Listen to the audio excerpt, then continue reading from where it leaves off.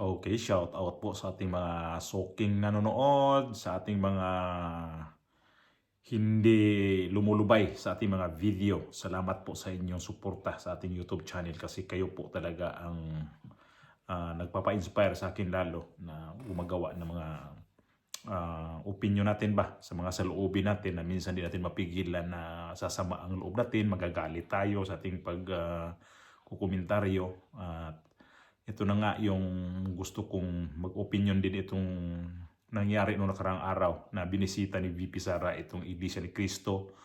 At nabasa ko yung mga komentaryo nito, itong video na to na majority ay positibo ang kanyang pagbisita sa Iglesia ni Cristo kahit hindi INC, kahit mga INC. At alam naman din natin itong si VP Sara, hindi naman to siya miyembro ng INC pero bilang paggalang dito sa malalaki institusyon dito sa relihiyon na ginagalang naman din talaga to sa buong mundo itong INC. Huwag niyo sabihin na hindi ito ginagalang sa buong mundo. Buong mundo ho ito kasi kapag INC ka, alam na natin kung ano ang kanilang mga, sabi nga ni Senador Marcolita, alituntunin, na mayroon sila mga alituntunin talaga na hindi lang doon sila sa kanilang mga doktrina na sinusundan. Ang iba pa nilang mga sinusundan nito ay pagtulong sa kapwa natin ng mga Filipino, lalo na sa mga nasalanta itong nakaraang mga araw. At hanggang ngayon may nabalita pa naman, pagyayanig pa din itong paglilindol. So ganito ang Iglesia ni Cristo kapag tumulong sa kapwa, kahit hindi yan mga iglesia yung tutulungan nila, tumutulong ho yan. Hindi yan sila kagaya ng ibang religious na porket ito priority natin ito. Pero itong INC, hindi ako nagsisip-sip dito pero totoo ho ito sila talaga na kapag tumulong, grabe. Kaya ito si VP Sara hindi nakakalimot na pupunta talaga dito sa kanila na nagpaabot talaga niyang kanyang pasasalamat. Although ito yung balita na to na pinuntahan niya sa headquarters mismo o dito sa Iglesia ni Cristo diyan sa sa may sa Quezon City ito sa may Commonwealth. Ito yun Samantala, dumating po sa Central Office ng Iglesia ni Cristo si Vice President Sara Duterte kaninang hapon. Kaya alamin po natin ang detalye sa report ni Laila Tumanan. Muling bumisita kaninang hapon sa Iglesia ni Cristo Central Office sa New Era, Quezon City si Vice President Sara Duterte. Malugod siyang tinanggap ng Executive Minister ang kapatid na Eduardo V. Manalo. Nagpaabot siya ng personal na pagbati sa nalalapit na kaarawan ng tagapamahalang pangkalahatan ng Iglesia ni Cristo at ng malaking pasasalamat maging sa mga kaanib ng Iglesia sa malaking bahagi nila para sa kapakanan ng mamamayang Pilipino. Sa panahong ito ng magkakasunod na mapaminsalang mga kalamidad sa bansa, kinilala rin ng Vice Presidente ang nagagawa ng Iglesia ni Cristo na komprehensibo at agarang pagtulong sa mga kababayan nating labis na nangangailangan sa pamamagitan ng proyektong lingap sa mamamayan. Nitong mga nagdaang buwan ay hindi lamang magkakasunod ang isinagawang relief operations, kundi maging ng Scan International bilang pagtulong sa pamahalaan. Sa buwang ito ng kaarawan ng kapatid na Eduardo V. Manalo, nitong mga nagdaang araw ay nagsimula na ang worldwide lingap sa mamamayan sa mahihirap na residente hindi lamang sa ating bansa kundi maging sa iba't ibang dako na nararating ng pangangaral ng Iglesia ni Cristo. Ang serye ng mga aktibidad na ito ay masasaksihan sa Net25 sa Oktubre at 31, alas 10 ng umaga. Bukod sa ginagawang pagtulong sa kapwa, ipinagpasalamat din ni VP Sara ang pagkakaisa ng mga kaanib sa Iglesia sa patuloy na pananalangin para sa kapayapaan ng pamumuno ng mga leader sa bansa. So sa dami kasing mga ginagawa ng INC, nakikita natin sa mga kanilang mga footage na anong mga ginagawa. Sabi ko nga kanina, kahit di INC yan na pupuntahan nila, tinutulungan ho nila yan.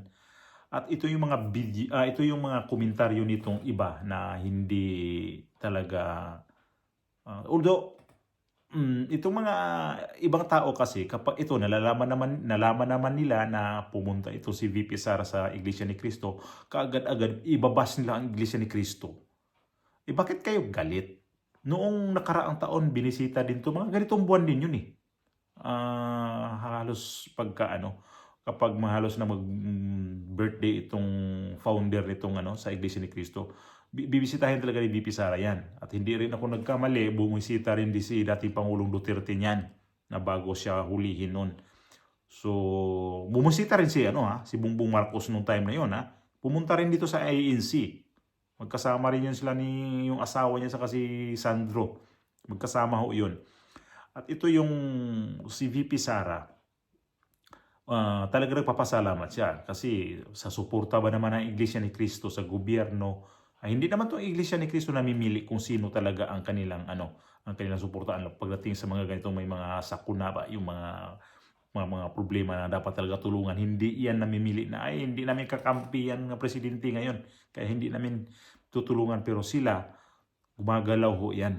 Tumutulong ho talaga itong sa Iglesia ni Cristo. Kaya sobrang hanga ako nito. Kahit ako hindi Iglesia ni Cristo, pero yung sa kanilang gawain kasi talaga, mapahanga ka kasi grabe talaga. At itong ibang tao nito ay galit na galit. Kapag ito si VP Sara, halimbawa ito ngayon, galit na galit sila kapag pumunta dito sa Iglesia ni Cristo at idamay pa to yung Iglesia ni Cristo na porket Duterte daw, kung ano-ano. Huwag na kayong ganyan kasi to simbahan ho to, grupo na simbahan ho ito. Bakit itong Katoliko?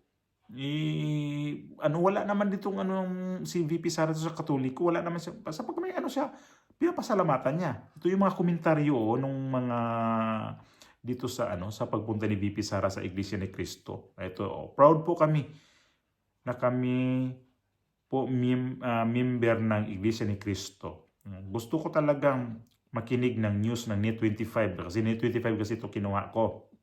Okay. Sokran INC sa pag-support ni VP Sara Duterte. God bless INC.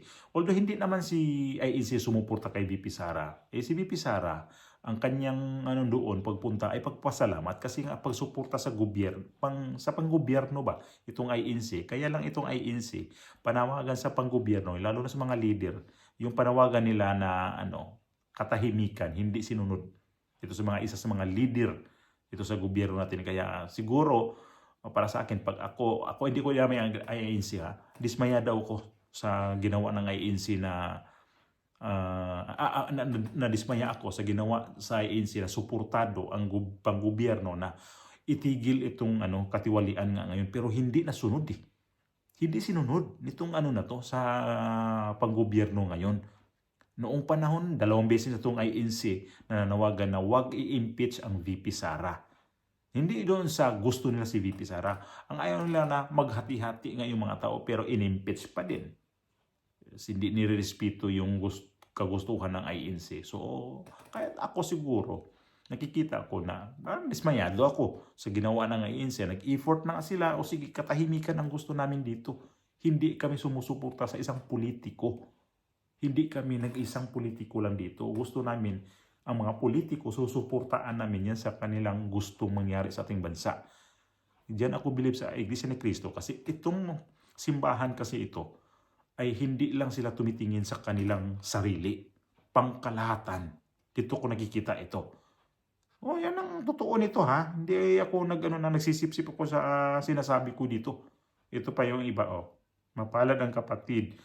Ang lahat na ito ay kapurihan sa Diyos. Tama. Hallelujah. Mabuhay VP Sara. Salamat sa pagbati sa aming mahal na pamahala sa kanyang kaarawan. Salamat sa kagandahan. Pagdinig ko sa pangalan. Ang haba namin niya. Basta mga ito mga komento dito ay puro positibo sa pagpunta niya. Advance happy birthday po or ka-EVM. Nagpasalamat sila dito. Katoliko po ako, hanga ako sa Iglesia ni Cristo. Nagbigay ng tulong, lalo na tuwing may kalamidad. Oo nga, kahit ako, ganun nga rin ako. Kahit ako nga, Katoliko ako.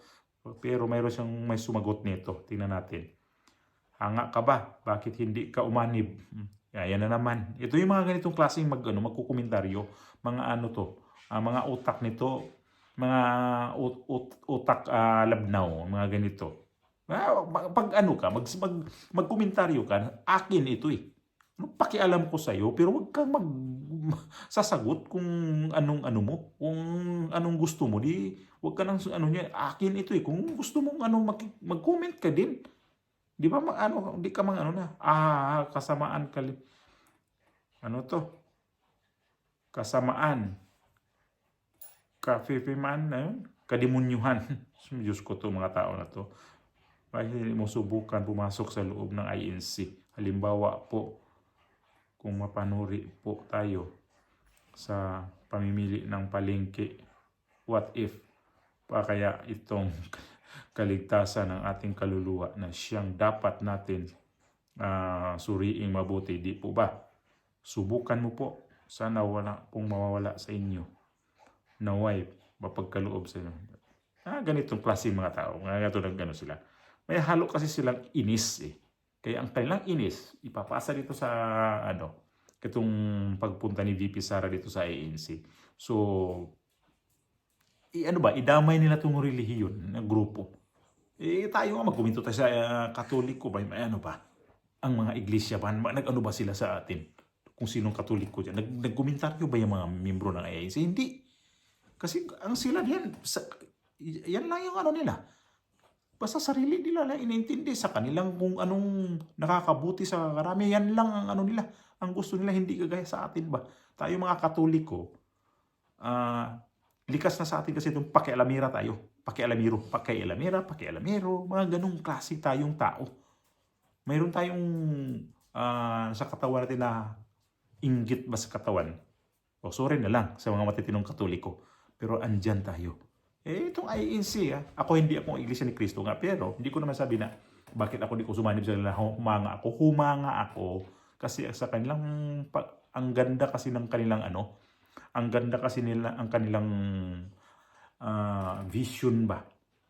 Hindi lang sila sa pagsilbi sa Diyos, ang pinagsilbihan pa nila ang mga tao. Yun ang ko sa kanila, nakikita ko. Isa Katoliko kasi, tayo kasi mga Katoliko, karamihan sa atin, watak-watak kasi. Kaya, iba ang natin, iba yung sa Katoliko. Kahit ang mga pari dyan sa Katoliko, iba-iba nila yan dyan eh. Di ba yung ibang pari yan sa Katoliko? May sumusuporta na na parang sabihin natin na mas panig sa mga Duterte, tinitira yan. Pero yung isang pari dyan, yung si Flaviano ba yun?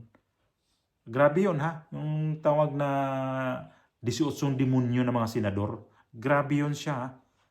Kaya itong INC, dito ako bilib sa kanila. Kasi wala akong nakikita sa kanila na itong grupo na to, itong miyembro ng INC to, parang tiwalag ba? Walang ganun. Di ka Katoliko na. May mga balasubas. Yung sa pare na yun, balasubas daw. Ang daming mga balasubas na mga pare sa Katoliko ha. Sa totoo lang. Hindi natin sinisiraan natin ang Katoliko. Marami. Rin ba? Ang kakapal din ng mga hindi ko na lang banggitin kasi nako. Baka sugurin ako dito. O ikaw. Ano ba to isa? O ikaw rich pero wala ka nang gawa mabuti sa bansa pero rich kayo. Ano ba to? Huwag na kayo mag-comment. Kaya sabi ko, ito lang naman sila ng mga grabe. Magko-comment dyan ng mga hindi maganda sa ANC. So, ito saludo ako dito kay VP Sara kasi nakikita niya na ang ANC talaga nag-effort paano magtulong sa mga tao. So, talagang pinuntahan niya. Hindi niya nakalimutan yan. Si Bongbong Marcos. Anong ginawa ni Bongbong Marcos ngayon? Si VP Sara nga eh. Nag-ikot na sa Cebu. Si Bongbong Marcos wala pa. Nasa Masbate pa. Ang kanyang sinasabi, ay pinadala ko na doon si Gibo Teodoro, nandoon na nauna na. Ano pupunta sa Davao? Sino unang pinadala niya doon? Pero si VP Sara, mismo na nandoon siya. Yung araw na yan nandoon mismo. Pero si Bongbong Marcos, 3 days after sa nangyari, tsaka pinuntahan. Ano ba yan? Yan ba yung ano? Yan ba yung public servant ka? Pag public servant ka, ngarag ka dyan. Mangangarag ka. Hindi ka naman problema kung anong sakyan mo kasi mayroon ka mga ano dyan, mga helicopter kang magamit sa gobyerno, mga asset sa gobyerno. Pero kung gustuhin mo, gawa ka talaga ng paraan na hindi ako pupunta dyan kasi baka magkagulo na naman yung mga tao dyan pag ako'y pupunta. Ganun naman si Bongbong Marcos. Bakit si VP Sara? Susugod talaga sa doon sa mga ground talaga, doon sa mga epicenter pa pumupunta. Bakit kapaguluhan? Kung kapaguluhan ka, natural yun kasi nakikisimpatiya ka sa kanila. So ito nangyari sa INC ngayon. Yung iba dito, pag nakita kasi nila na pumunta si VP Sara sa INC, ay sinisiraan nila si VP Sara, sinisiraan ng INC. What? Ano problema ninyo? Pasalamat nga tayo dahil isang leader natin hindi nakakalimot na puntahan itong Iglesia ni Cristo. Dahil itong Iglesia ni Cristo na nakikita nyo naman siguro yan kung saan ang may mga sakuna, nandoon yan, nangunguna sa pagbigay ng tulong. Kasi nga, dapat naman tagatulungan yung yung may mga hindi yun nagpunta ang mga INC doon na nagbinta kung ano-ano. Hindi kagaya sa gobyerno na imbis unahin ang pagtulong, nagbinta pa ng tig-20 kilo ang bigas. Unahin pa yung pagpadala. Tapos ibida pa. Hingi ka ng pabor dito sa Red Cross. Yun pang mga tent na tira-tira pa nung COVID-19. Hindi man lang mag-isip na bibili ng mga bagong tent o ano. Hindi yung mga ginamit na nung COVID-19 naman. So, ganito ako rumispito sa Iglesia ni Cristo. So, kung nirespeto ko ang Iglesia ni Cristo, pati si VP Sara, sobrang respeto sa institusyon ng Iglesia ni Cristo.